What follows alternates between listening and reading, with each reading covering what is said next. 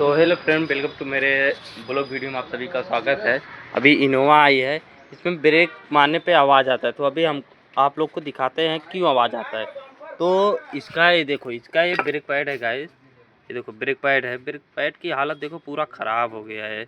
और डिश भी आपको दिखाता हूँ, इसका डिश है, ये देखो गाइस, इसका ये डिश है। देखो डिश तो पूरा लाइन आ गया है, इसके लिए आवाज़ आता है ब्रेक मारने पे। और ब्रेक पैड है इसका जो हार्ड हो गया, इसके लिए आवाज़ आता है। तो हमारे और भी ऐसे जानकारी नॉलेज के लिए हमारे छोटे छोटे वीडियो में बने रहिए।